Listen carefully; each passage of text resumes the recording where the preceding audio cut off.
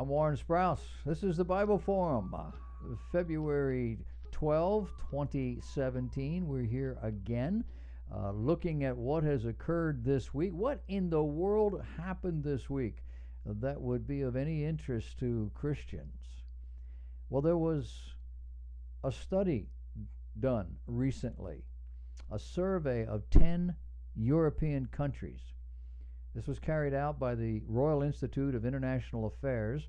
It's also known as Chatham House. And it asked a question, quote, should all further migration from mainly Muslim countries be stopped? A majority of Europeans said yes. A majority of Europeans are unhappy with this massive influx of unassimilated Muslim immigrants or migrants that have been brought in with a marked increase in violent and sexual crimes, social disunity, welfare obligations, and radical Islamic terrorist attacks. In our country, the liberal set is saying, no, you go to over in Europe, they've had it. They have had this for the last almost 10 years, and they've had it a lot worse than we have, and they see it for what it is. Would that we would have people here that could get their head out of the sand and see just what's going on. It makes no sense to let these people just come in when they feel like it. Over in the UK, in Great Britain, parents are now going to court, and they are winning. And the article said millions of dollars in lawsuits that are called wrongful birth lawsuits. Wrongful birth. These lawsuits allege that these parents would have aborted their children had they known these children had disabilities while they were still in the womb.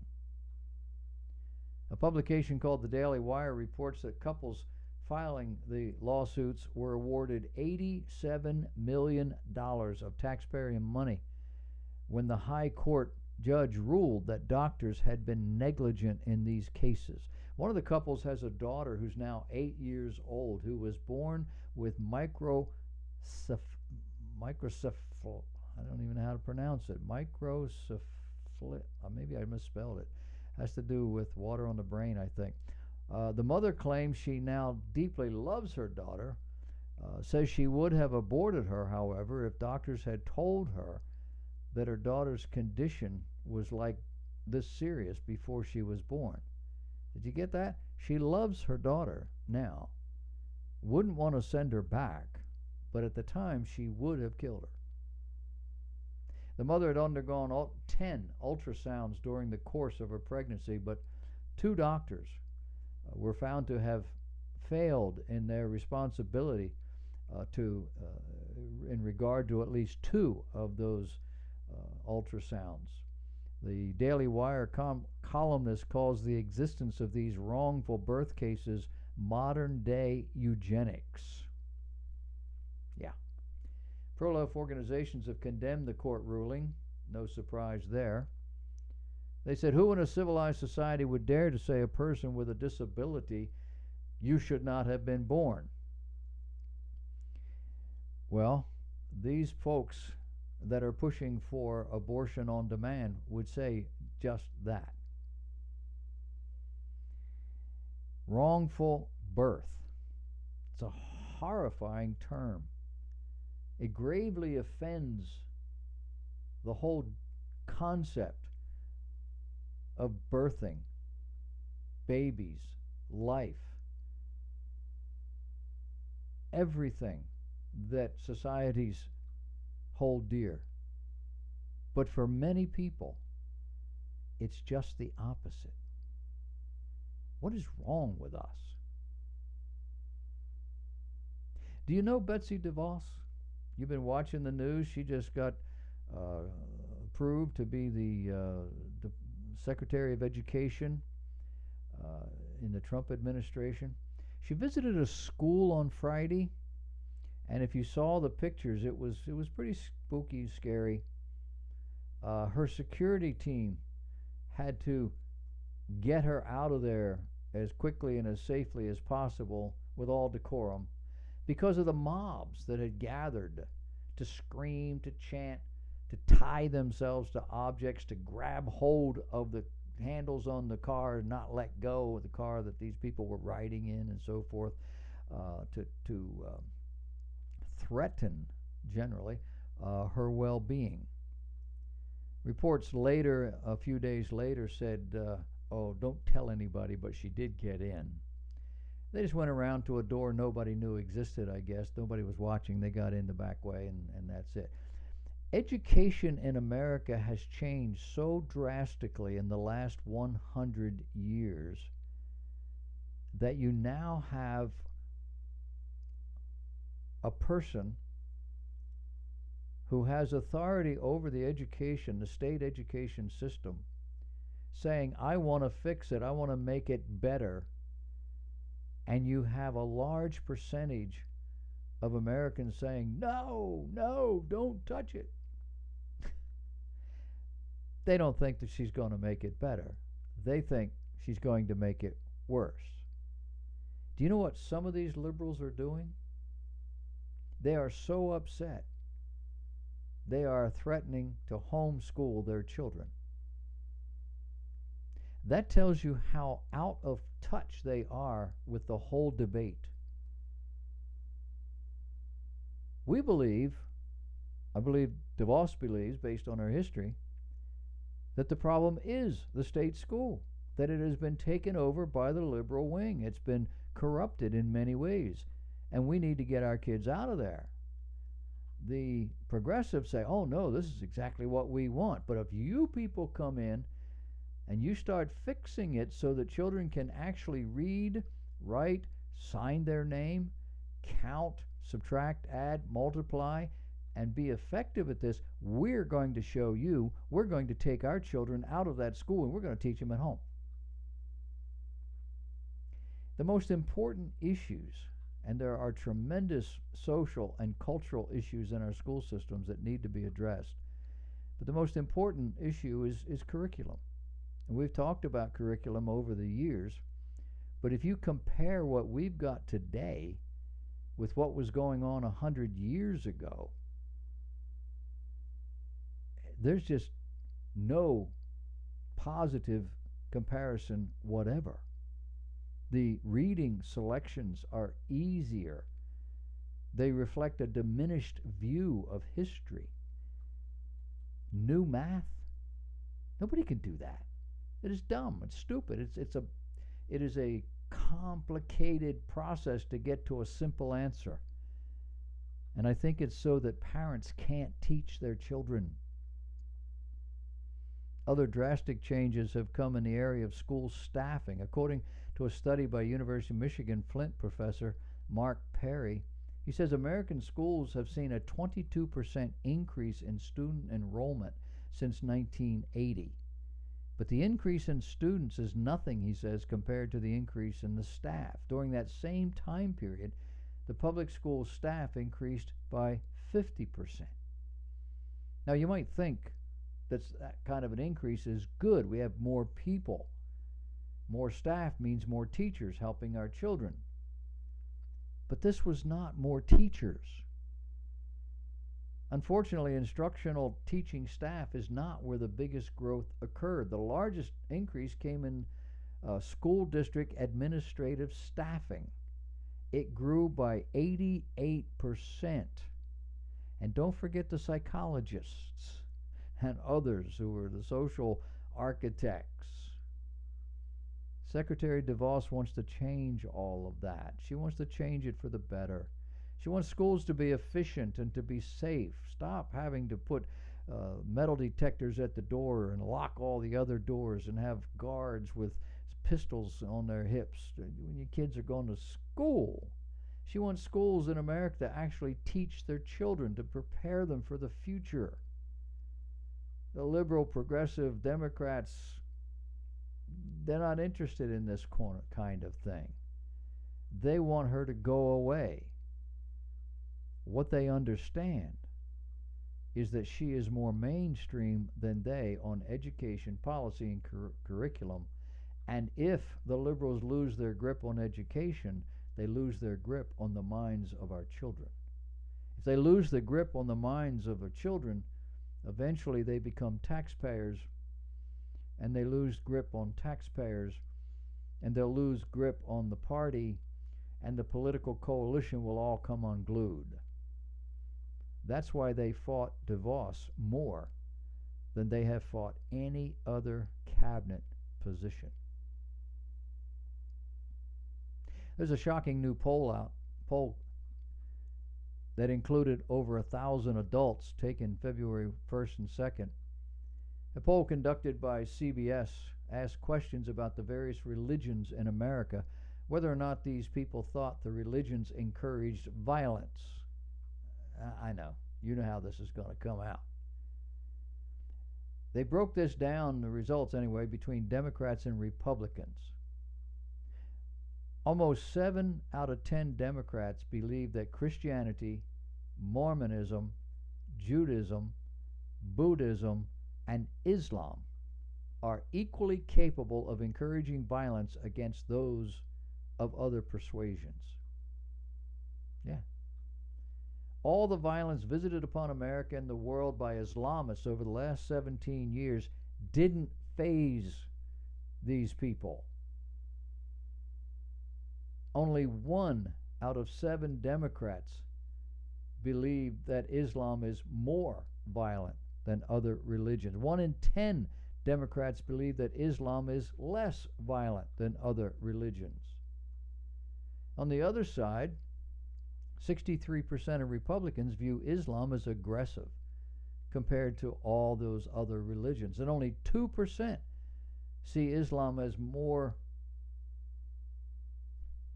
pacific, more peaceful than other faiths. Why? Well, the reality is because the human heart is desperately wicked beyond anything we can imagine. That's what the Bible says. And as such, it doesn't see the evil of religious violence as clearly as it does the egregious religious emphasis on virtue, decency, modesty, character, and traditional roles. Those are the things that liberals and progressives think are terrible. Why? How does that happen? Think about it. All human beings born to human parents come into this world as liberals. They must be trained to be something else. They all think that they ought to have whatever they want, whenever they want it. And if they can't get what they want when they want it, they'll cause chaos and damage. They'll hit you. They'll tear things up. They'll throw temper tantrums. That's what children are. They have to be trained, acculturated. The liberal progressive is the 40-year-old, 2-year-old. Nothing has changed. And oh, by the way, they don't just disagree with you. They don't merely feel you are misguided. They don't just think that you're wrong. They hate you. They want you enslaved, obedient, if not dead. And once you get that, everything that's happening in the world starts to make sense. And you will understand that you need to be ready, what you need to be ready to do. You see, if you're normal, you're a heretic. You refuse to bow to their idols, to subscribe to their twisted catechisms, to praise their false idols. That is the unforgivable sin, and you must burn. Crazy talk? Ask them. Go ahead. Go on social media, find a leftist, not hard, and say something positive about America or about Jesus, and they will swarm on you like a band of locusts.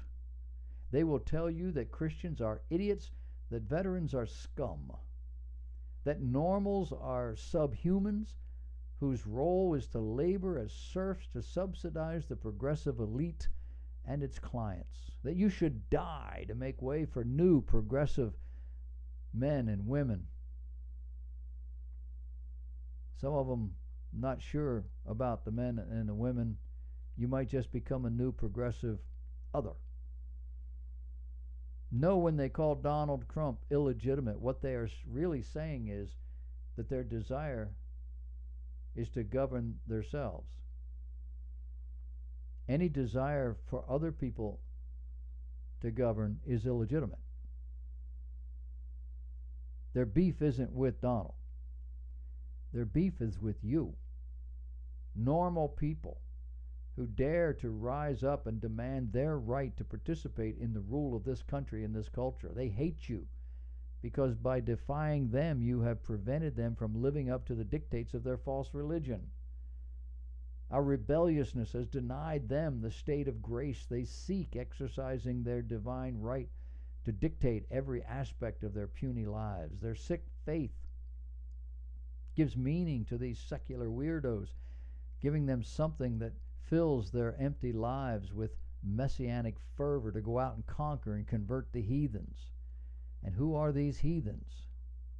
They're you. That little rant was by someone named Kurt Schlichter at townhall.com, and I think Kurt hit it right on the head. We've talked in the past about false doctrines and who's behind these false doctrines. Clearly it's Satan himself. How fast does a false doctrine propagate through the culture? 3 years ago, the author of this particular piece published an essay discussing the new female-founded social justice discipling organization called IF. Gathering. 3 years ago. Her name is Jenny Allen, and she decided to start a discipling organization which she revealed was based on a command from a voice from the sky. Those are her words. She, along with someone named Lindsay Nobles and several other women, started this movement, as they describe it, to gather women for purposes of discussing their feelings about the Bible.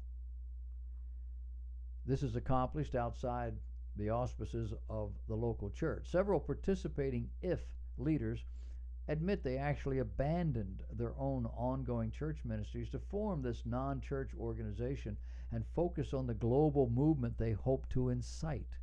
They plan to disciple a generation, to heal the nations, to reconcile the world, to unleash the next generation of women to live out their purpose, and it goes on.